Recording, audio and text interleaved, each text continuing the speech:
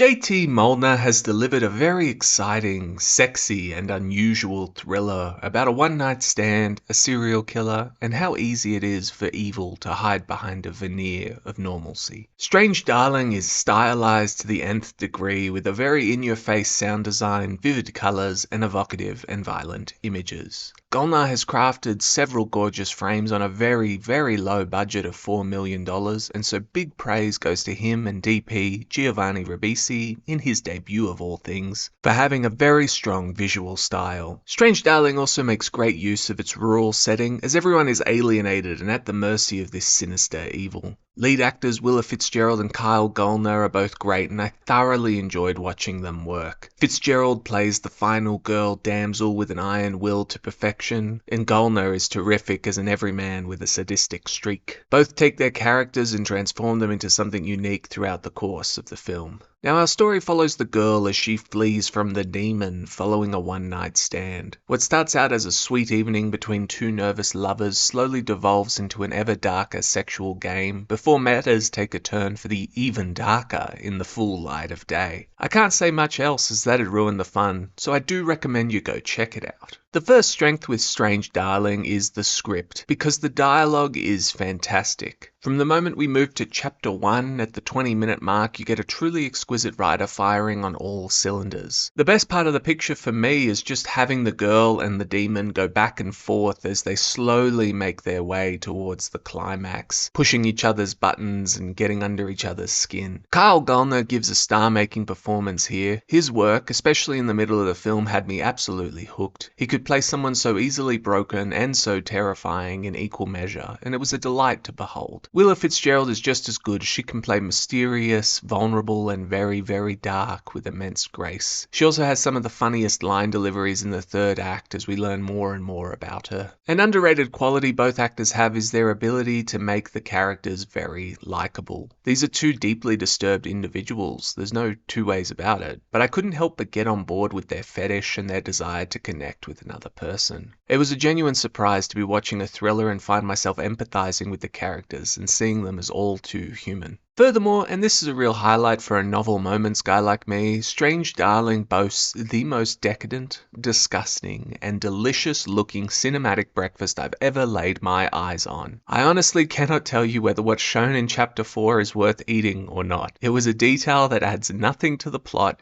yet does make the world feel more lived in, and again, it's putting a smile to my face just thinking about it. It was something else. Strange Darling really is very good from top to bottom. The dialogue is gorgeous, the violence is superlative as it relies more heavily on imagination than shock. The music selection is great fun and at times darkly comedic. The pacing is right on the money for the most part, though I have a little quibble I'll touch on shortly. It's well worth your time and money as you can enjoy supporting an indie film and being entertained in the process. Now with all that said, I found Strange Darling to be highly predictable. The primary twist was obvious after the first 15 minutes precisely because of the non-linear story. It made me pause and think, hey, wait a minute, I think I know why they're doing this. So I don't believe you should take anyone seriously who says that it was a truly shocking surprise. It just isn't. This is also my first criticism. If the strength of your film is dependent upon telling the story in a non-linear fashion, then I don't believe you've really written a good script, plot-wise. I'm also not entirely sure it needed to be told like that. If each chapter was lined up in order, then you still end up with two good twists and an engaging start to the film. So, is Strange Darling well written? Yes. The dialogue was a lot of fun, but the story itself does get a little clunky and that hurts it. My second criticism is that the story limps over the finish line. The final 15 minutes were still good, but also a letdown because a lot of tension was stripped from the picture. The reason for this is that we're given a monologue which frames the story as the final events of a serial killer's reign of terror. So we know at the very start of the film that what unfolds can only go one way. Once the twists are revealed and it's clear who's who in the zoo, then you've really got nothing more to excite the audience other than the two lead characters. If you'd cut out that opening monologue, which I personally thought was kinda lame as it attempts to make this into a true crime story, and simply shown everything without a framing device, then the final 15 minutes would have worked better. But on aggregate, does that really matter that much? No, because Strange Darling really was a good film. I cannot wait to see what Molnar cooks up next because it was the highlight of my week thus far. which might be the saddest thing I've ever said. Then again, isn't that why we love movies? They're a silver lining for all humanity. Thanks for watching, and do go watch Strange Darling.